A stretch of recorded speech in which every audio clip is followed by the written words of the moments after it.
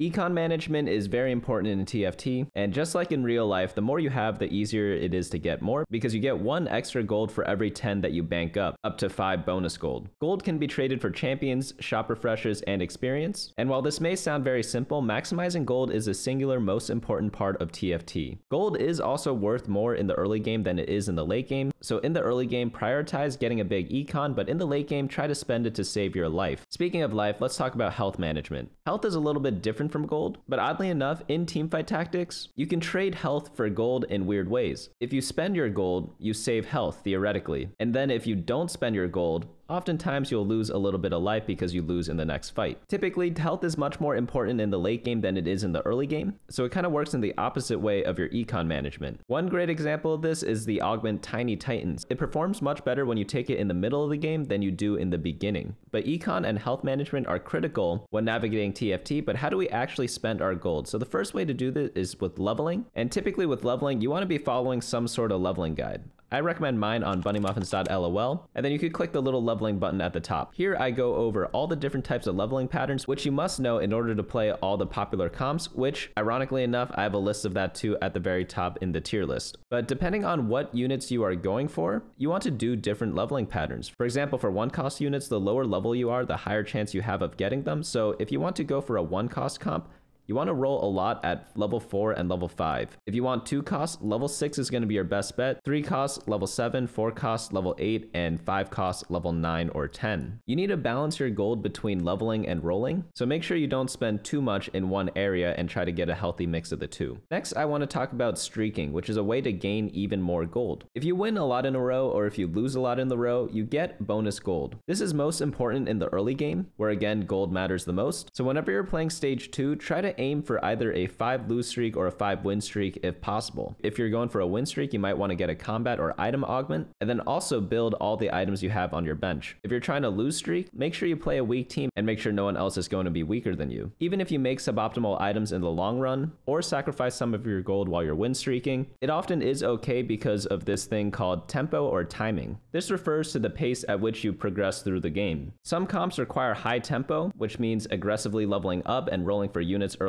on. Sometimes you want to be high tempo when you're preserving your win streak and playing the strongest boards. And then sometimes you want to be low tempo where you're playing passively and saving a lot of gold and also greeting your item components to get the very best in slot items for your carries. Doing one or the other is going to depend on what type of comp you're playing, but it's always good to keep this in mind because you always want to time your power spikes. Spiking or power spiking is when you upgrade a lot of units on your board and essentially get much stronger than you were before. The critical rounds this often happens in is either 3-2, 3-5, 4-1, or 4-2. Sometimes you lose streak all of stage 2 and then you need to hit a power spike early on in stage 3 in order to save your life. If you're doing some sort of fast 8 strategy, maybe you hit level 8 on 4-2 and then do a 50 gold roll down. Both of these scenarios lead to very big power spikes, and it directly relates us back to health and econ management. Having full mastery of whatever team comp you're running will allow you to know when you want to power spike, because different sorts of champions are stronger and weaker at different points in the game. For example, with the Kassadin build, this comp falls off in stages 5 and beyond because as a melee carry, it often gets focused down by stronger backline carries. However, in the early parts of the game,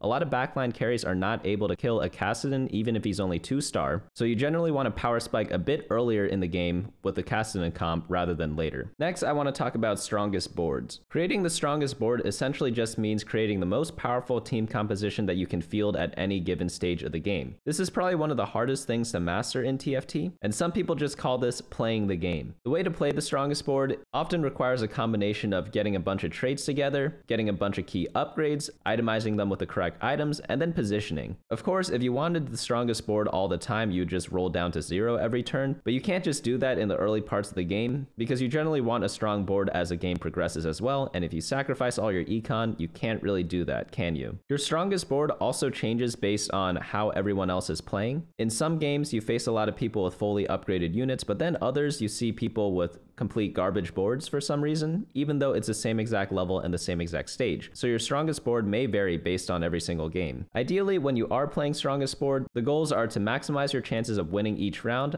maximize your chance of killing units when you lose, and generally just conserving your HP. Next, let's talk about rolling. A lot of people say they roll down at certain parts of the game, And this is typically done to hit a lot of upgrades for your team. The more efficient way to roll down, you roll down by pressing the refresh button on the bottom left of your shop, and the most efficient way to do this is if you have pairs on your bench. Once you get 3 copies of a unit, it upgrades into a stronger version of itself, and when you have pairs, it's much easier to upgrade your unit than when you're single or have no copies available. That's why before you do a roll down, you should ask yourself if it's efficient to do so, and the best way to do that is looking at how many pairs you have on your bench and your board. If you have a lot, do the roll down, and odds are you'll hit a bunch of them. Once you do, you'll reach a stabilized state. Stabilization is very important in TFT because it essentially stops the bleeding when you're previously on a lose streak. Typically, you save up your gold and roll down at optimal points, ideally making the best use of your gold. When you stabilize, you do this at key stages such as stage 3, 2, or 4, 1. Oftentimes, this is going to be at the start of stages because you want to prepare for all the PvP rounds, but other times it could be different based on what's going on in your game. On the flip side, we also have slow rolling. Slow rolling just means rolling every single turn down to 50 gold, and you typically do this while staying the same exact level. This is the best way to get 3-star copies of units, where you get 9 total, and oftentimes these units can carry most of the game. If you want a 1-cost unit, do it at level 5. If you want a 2-cost unit, level 6, and then 3-cost at level 7. You could also slow roll for 3-star 4-costs, but it's very difficult to do in maybe 99% of your games. But if you're not a degenerate and you want to play like the normal parts of TFT, fast 8ing is a very popular strategy to go for 4 costs. Essentially, when you fast 8, you want to reach level 8 as quickly as possible, and then roll down all your gold, hopefully getting 2-star copies of a 4-cost tank and a 4-cost damage dealer. And ideally, after you hit them 2-star, you already have built items for them. Fast 8ing requires a lot of planning and also bleeds a lot of health in a lot of cases, and you can really only do this with a high econ start. However, during stage 4, fast 8ing often leads to some of the best boards, assuming you hit on your roll down. Now that we've been talking about a lot of different ways of managing your health and econ, let's talk about team comps, because I said everything depends on this. No matter what set you're in, team comps follow general rules. The most common one is going to be a frontline and backline comp. This one puts a couple of strong tanks up front and a couple of damage dealers in the back, and then you focus on 1 or 2 units in each area. These are generally pretty balanced comps, and it's the most typical way to play TFT. Other comps, however, are hyper carry comps. These comps usually revolve around 1 carry, and you don't really care about the rest of your team.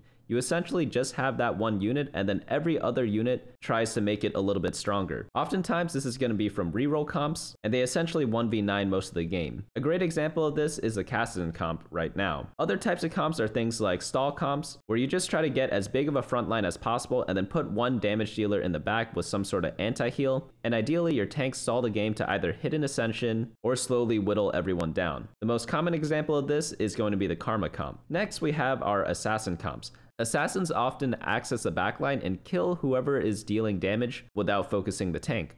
These comps are very effective when people have raid bosses as tanks, and the best way to do this is using some sort of item, such as Prowler's Claw, or playing some of the warriors in set 12. A lot of these units jump around, and oftentimes you could kill the backline before you need to kill the front. Based on what comp you choose to play, a lot of things are going to be different. For example, the tempo and timing, when you want to power spike, where you want to position, and when you want to roll. Next, I want you to have your teams or team comps built around good synergies. This can either mean the literal synergy, or it could mean it in the other sense as well. For example, just because 2 units don't share a trait together, doesn't mean they don't synergize with each other. For example, Briar might not fit in a lot of team comps as a shapeshifter and Eldritch, but if you need an area of effect stun, she can often be slotted in just to give that effect. If you have a lot of upgraded units without items, you might slot in Emilio even if you're not running any fairies or scholars. Synergy goes beyond whatever traits they have. But let's say you're in the early game and you have your team comp planned, but other people look like they're going the same thing. This is what happens when you're contested.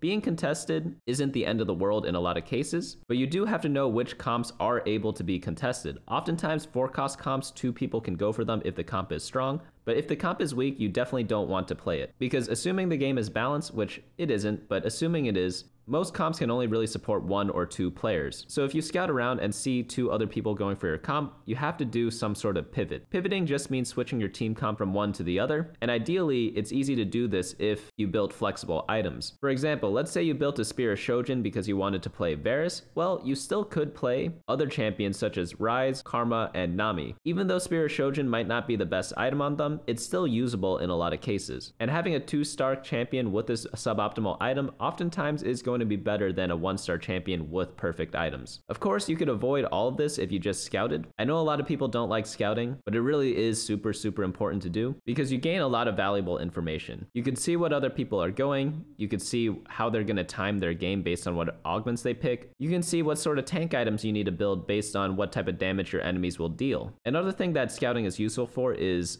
knowing how to position against them. Some team comps want to be on the same side as their opponents, some teams want to be on the opposite side, some people want to put CC units in front of your carries, other people want to avoid them, and all this comes down to positioning. Positioning just takes a really long time to kind of master, and as the set goes on, if you keep like a little notebook and mark down different interactions champions have, you'll often become a positioning god as the set progresses. At a basic level, you want to make sure your units hit the right targets, you want to make sure AoE champions hit the biggest clump possible, and you also want to make sure your support units are actually supporting what you want to support. For example, Rakan has an ability where he shields your allies within 2 hexes, so you definitely want him within 2 hexes as your other tanks. Alternatively, Neeko has a similar effect to Rakan where she heals the nearest 3 allies and damages the nearest 3 enemies, but you may notice the wording is a bit different. Neeko can kind of be positioned anywhere, whereas Rakan specifically needs to be near other units to hit them. There are a lot of different positioning tricks that go off in the game, but again, as long as you keep track of them, you'll eventually learn what to do in every situation. But in general, you want to optimize whatever you frontline and backline. Typically, units in the frontline focus on high durability, crowd control, and different sorts of tank traits. Sometimes they deal damage too if you build around a bruiser comp, such as Fiora and Gwen, but oftentimes their main job is just to take as much damage as possible. The backline refers to your damage dealers. These often need to be high damage output champions, and you have to be very careful when placing them because they have low durability. Of course, these units also have to be ranged. Sometimes your backline involves a lot of support units too. A champion like Zilean or Milio is great because Zilean provides a good stun for your team, whereas Milio gives your team a bunch of items, so you still want to protect these units. But in pretty much every team comp in TFT, you want to always balance whatever you have in the front or the back. For example, if you're doing like a 6 blaster comp and you typically run 8 units, you're gonna have 5 or 6 units in the back line and maybe 2 or 3 in the front. If you do choose to run 6 blaster, you'd want to make up for the tankiness by taking some sort of tank augment. Maybe something like crash test dummies would provide more value than it would normally provide for that team. But just because you have your tanks and damage dealers in place, you cannot forget about utility. There are a lot of different sources of utility in TFT. The one that comes to mind first is going to be crowd control. This is often just stunning different opponents, but there are also different effects such as burn and wound, which deals damage over time and reduces healing. There's shredding, which reduces magic resistance.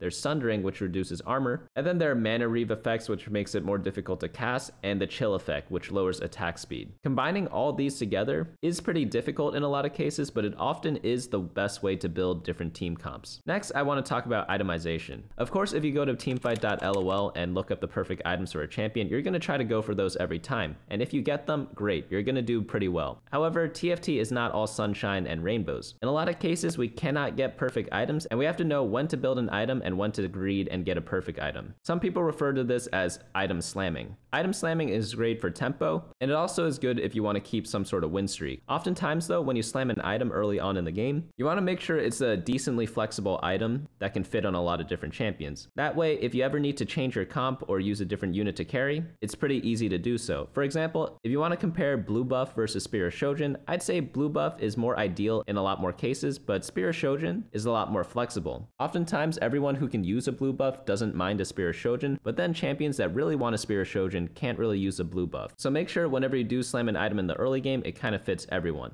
Tank items are probably the best things to do because every comp needs some sort of tankiness. But just like everything else we talked about, you always want to have a balance of whatever you're doing, and that also includes items. So for example, you want to maximize what's called effective HP on your tanks, but the same principle applies to dealing damage. For example, when you're itemizing your main carry, you want to make sure they have some sort of raw stats such as attack damage or ability power, but you don't want to go all in on that. You want to combine it with some sort of critical strike effect, maybe get them to attack faster with attack speed or gain more mana to cast more with some sort of mana item. And then lastly, you might want to give them a little bit of durability through some healing such as a Hextech Gunblade. There are also things such as damage amplification and also resistance dreading that we talked about earlier. Balancing all of these different mechanics is pretty difficult, but it will lead to the most damage you can deal. The reason why is because the math just works that way. The easiest way to kind of explain this is through effective HP.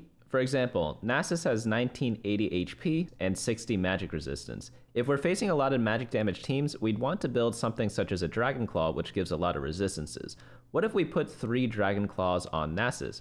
Would he be tanky against magic damage dealers? Of course he would. His effective HP could be approximately 9,000, but if we instead built Warmogs plus a Dragon Claw, would you expect this to be more tanky or less tanky against magic damage dealing units? Oddly enough, this build is actually more tanky, giving around 9,800 effective HP. So oddly enough, the health, magic resistance combo out-tanked the magic resist, magic resist combo. Again, this is due to how math works in TFT, and effective HP wants you to balance all different sources stats. Of course, with the double Warmogs build, you are more resilient against physical attackers, so against any other physical teams, this Nasus is also going to be tankier. Keep in mind, this is a rough calculation. I didn't include all the effects of every item, and I also didn't factor in whatever traits you have active. But the TLDR is balance whatever stats you get, because it often is going to be the optimal way to play the game. But hopefully, if you put this fundamental list together, combine it with knowing what's best to play in every single patch by going on bunnymuffins.lol/meta, or by checking stats on teamfight.lol, you'll be able to combine literally everything you learned and gain a bunch of LP. Because I guess that's what the goal is at the end of the day, right? But that's going to be it from me today. Hopefully you enjoyed this video, and I'll see you all next time.